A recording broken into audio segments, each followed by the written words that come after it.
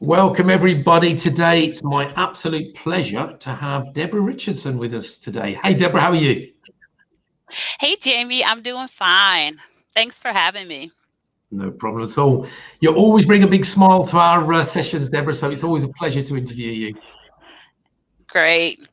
Okay, so we are running a series at the moment of interviews with senior leaders within the accounts payable space, and we're talking about who you are, where you've come from, where you are now, and what the future looks like. So it's a little bit of a potted career history. So, Debra, for the people, for the odd one who might not know who you are, tell us a little bit about yourself, what your job is currently, and then a little bit of the backstory about where you've come from, if you don't mind.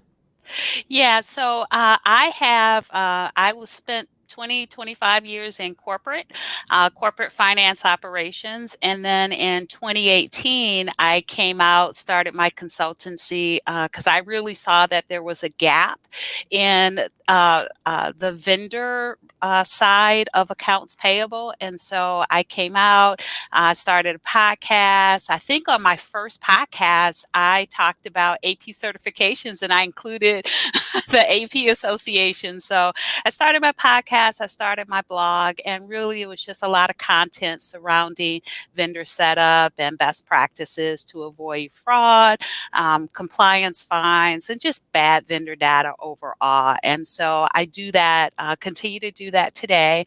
I'm on like episode 123 of my podcast, still going strong, still love it. It is actually the best part of my week, that podcast. And I didn't think it would last like at all. So going good on that. Yeah, so now I really work with accounts payable teams to, help them clean up their vendor master file, help them revise their vendor processes with that fraud element in mind. And I Perfect. hope to continue to do that into the future, help as many teams as I can, either through my free content or through consulting. Lovely, thank you for that. So, okay, Debra, I'm going to take you way back now. So, when I say way, a few years ago. So, tell us about when you got into, what was your career like when you started, and then bring us up to date to where you are today, if you don't mind.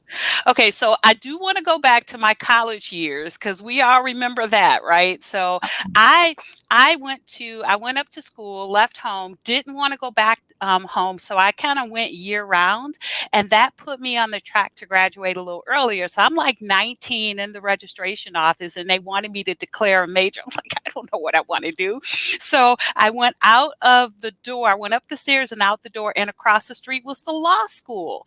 And I asked, what degrees do you take? And they said history, political science, and English. And I went, I like to read. So I went back across the street and registered with, and I ended up getting an undergrad degree in English. What's really ironic, though, is if the registration office had been on the other side of the building, across the street from that was the business school. And that would have saved me a lot of time that I eventually, after getting my English degree, I needed to go back and take all those business courses. And then I ended up with an MBA in financial management. And so then I came out and I started all of my really accounting GL work. I did a lot of financial reporting, budgeting, variance analysis, and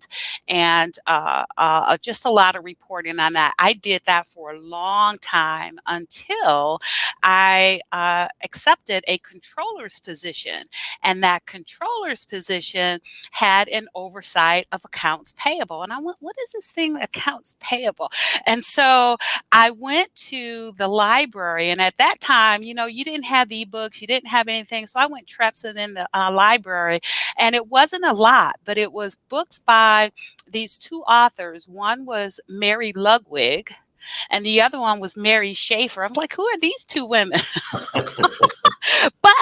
but I took out 4 of those books, and one of them was on Sarbanes-Oxley, which really hit a nerve because at that time in the U.S. it was the SOX controls, right? Those were all new, and in that position I had oversight over inventory, and I had to sign off on that. So I'm trying to figure out what the heck that is, and so I used those 4 books, and that was really my basis of my accounts payable education, because it wasn't necessarily in the degree world, right?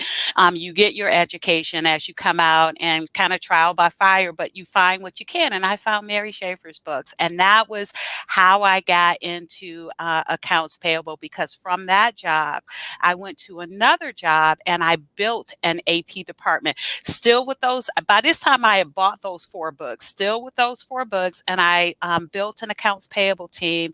And then Fortune 15 company called and whisked me away to Oklahoma, and that's how I got into vendors. And so I've been there ever since.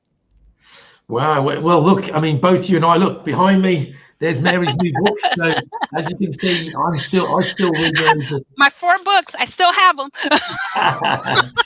And I think you and I both agree that Mary's obviously, a guru. She always will be, and we both love her. I know that. And so your journey. So you went into corporate. You built an AP team. So you're either crazy like I am, and you've stayed in accounts payable ever since. So give us an insight. Why do you love accounts payable so much, Debra? Well, I will tell you, so accounts payable to me is like the ultimate, it's like accounting too, right? Accounting, you have an ultimate recon and everything balances at the end of the month, at the end of the year. And accounts payable for me is kind of like that too. And it's just that niche that that I love with really processing large volume transactions. That's how I first got into it, because I was in oil and gas. And so we were processing all of those, invoices for gas, and it was just a large volume in addition to the freight that came along with it. So I really liked that. But I will tell you, when I got to the Fortune 15 company, it was a 200-person accounts payable team, and I was the last senior manager to be hired. And the sections that were still available was vendors and payments. And so I got both of those too. And lo and behold, that was the best thing that could have ever happened, because while I really liked accounts payable, I niched down into vendors and payments, and then it just kind of took off from there. So I really like the vendor piece, because there's that. So there's one side where, everyone's mad at you because you won't just hurry up and set this vendor up after they, took all the time to source the vendor to get the contract. They think that the vendor process should be real easy. Just hurry up and go do that. And it wasn't like that. So I spent a lot of time talking to a lot of internal team members, because sometimes they can be worse than vendors. But the vendor piece really kept my attention, so much so that I let go of the payment piece and then really focused on vendors. That's when we implemented a vendor self-registration portal. That's when we brought in the certifications. That's when for 2 years I brought the IOFM, which is your counterpart in the U.S. I was the president of the local chapter here in Oklahoma. And so I was all things accounts payable, all things vendors, but it was really vendors that held my attention, because I'm always kind of one for the underdog, and AP overall is the underdog, but within AP, the vendor space is really an underdog. And so I just took that and ran with it. Excellent. Now, look, you've obviously been in AP a long time. You've got such a passion for it. I love listening to your podcast. There's loads of great content in there. What advice would you give to somebody getting into accounts payable for the first time? So what I would say is, don't use that as a stepping stone. Back when I was AP senior manager for the Fortune 15 company, we used to get in AP a lot of folks that would use that to get their foot in the door, and then they would go on. And what I tried to do was bring in certifications, bring in a feeling that you can have continuous learning in accounts payable. You can stay and build your career there. And that's what I would say. Learn as much as you can, get certifications, keep up with the certifications by continuing to learn, and you can make a fulfilling career out of accounts payable. And that's my, maybe it's just my passion showing, but I think you can make a fulfilling career in accounts payable. Yeah, and I totally agree with you, Debra. And I know that you're one of our 100 influencers, and I've been on that list for 2 years or so. And I think you're right. I think the passion, I think you've got to be a little bit crazy as well to come into that industry, so that helps. But I do think, it's a very fulfilling career. And I don't know about you in the States, but in the UK, people are choosing accounts payable for the first time as a career. So that's a real positive step. Is that the same in the States? I think it is. I think people are seeing now that it is something that you just don't, come in and understand and come in and do as a transactional piece and then leave out. People are coming. We're getting some thought leadership in this area. Mary has always been there, and I think that is something that is growing. And I think that's contributing to the fact that people now know that this can be a fulfilling career and something that can really increase their skill base, right? You've got all the digital technology coming into place in accounts payable. So it's no longer just that high volume transactional, you just, key in invoices. It's not that anymore, right? So it's more of the thought behind it, the analytics behind it. And it's really at a higher level now than even when I got into it. So yeah, come into accounts payable, learn everything you can, upskill, and you will have a fulfilling career. Well, look, on that note, couldn't have said it any more eloquently than you just did. As I say, Deborah, it's always a pleasure to talk to you. You come with so much pleasure, so much passion about the industry. I thank you for all that you do for the industry as a whole. You've supported the AP Association for a long time. Let's just be honest. Let's keep these people coming in. Let's keep the passion going. I'm sure we'll have a future for your business. Do you want to give everybody out there a plug about what you do and what your business is called?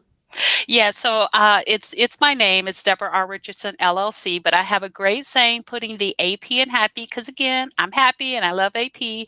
But my two core services are vendor master file cleanup. We know we all need that because that always gets pushed behind. And then also the redesign of your vendor onboarding process to eliminate fraud, avoid bad data, and compliance or regulatory fines. So that's what I do. As always, an absolute pleasure. Thank you so much for taking the time. Look forward to working with you throughout 2021, and I will leave it there. Thank you so much, Deborah. Thanks, Jamie. Speak to you soon.